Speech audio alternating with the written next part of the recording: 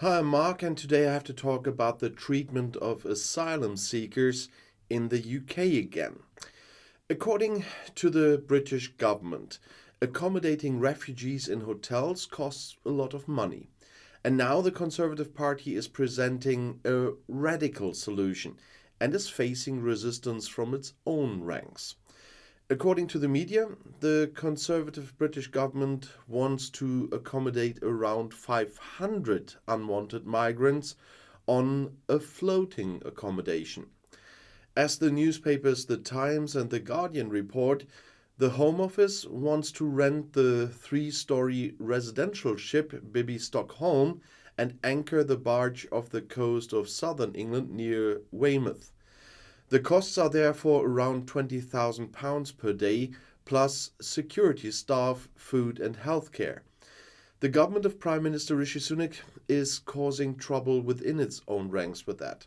The local representatives of the Conservative Party, to which Sunak also belongs, reject the plan and even threaten to sue.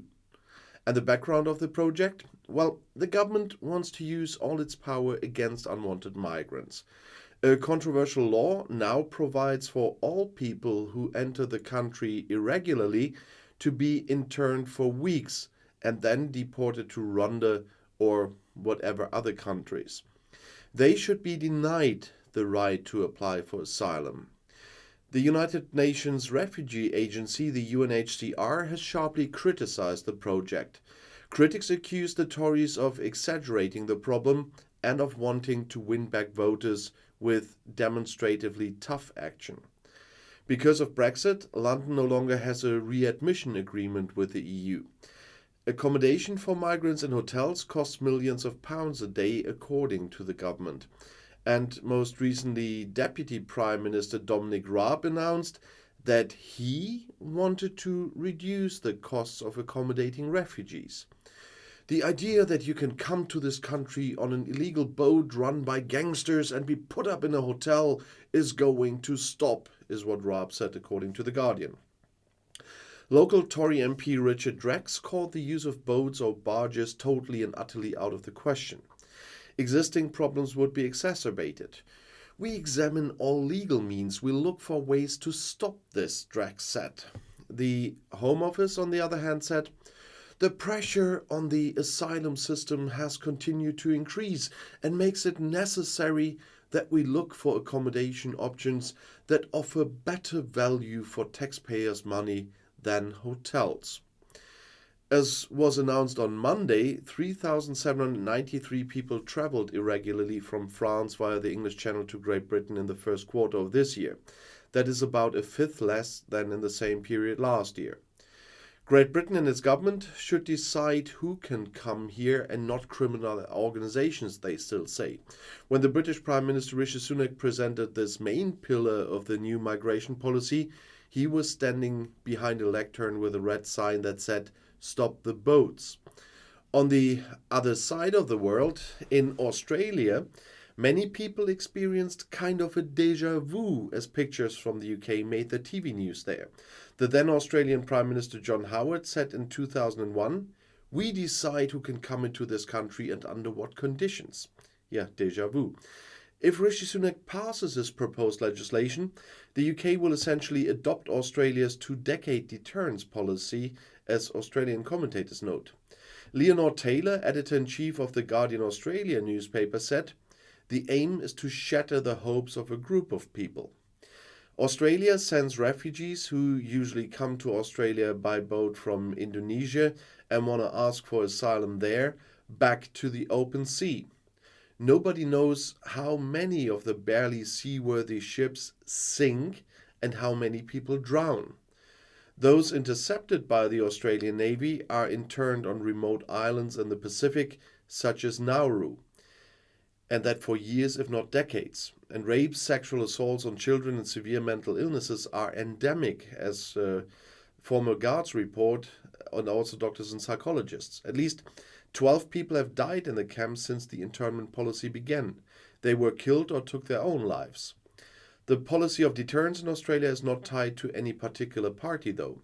Both former Social Democrat Prime Minister Kevin Rudd and his Conservative successors Tony Abbott and Scott Morrison had each vowed that no so-called illegal boat people would ever be allowed to come to Australia. The polemic was accompanied by xenophobic and racist tones because most of the refugees are Muslims. Anyone who had hoped that the Labour government elected last May under Prime Minister Anthony Albanese would show more humanity on this issue has so far been disappointed. The government in Canberra recently gave the right of residence to several hundred asylum seekers who had been living in Australia temporarily for years and were therefore in great insecurity. Almost 200 people are still suffering on the island of Nauru as refugee organizations complain. And British Prime Minister Sunak does not want to put boat people in a camp in the middle of the sea, but wants to deport them to Rwanda. Otherwise, the parallels to the Australian model are overwhelming, and this is no coincidence.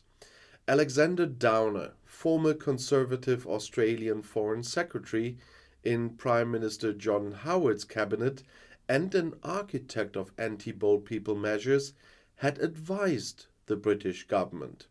So that makes the picture a little more clear where this is coming from. And it's not more legal what the Australians do there probably, but than what the British are doing now. This is not a treatment for people looking for asylum. You can process them in your country under humane conditions, and then if they have the right for asylum, they can stay under the legal provisions we all know. And if they don't have a right for asylum, they are sent them back. But don't treat them like that. And that's a problem in Australia and now in the UK. And I know the sending back part is difficult. We have a lot of difficulties with that in Germany, but the governments will have to find a way to put pressure on their countries of origin in the cases of people claiming for asylum, but were just mere economic refugees, because they have no right to stay at all, and they are not in danger of their country from being hunted down by the government for other reasons. They just want to have a better life. But for that you need proper immigration laws, which we still lack in Germany. And what my current government is working on, will not be really the best way to do that, especially not with the naturalization part of that. But that's a topic for another channel. But it's still, even if the Australians already did that, and Denmark did something that was not very good for some time, but they stopped, it's still not good what the UK government is doing in case of refugees now. And I'll see you in my next video. I'll be back.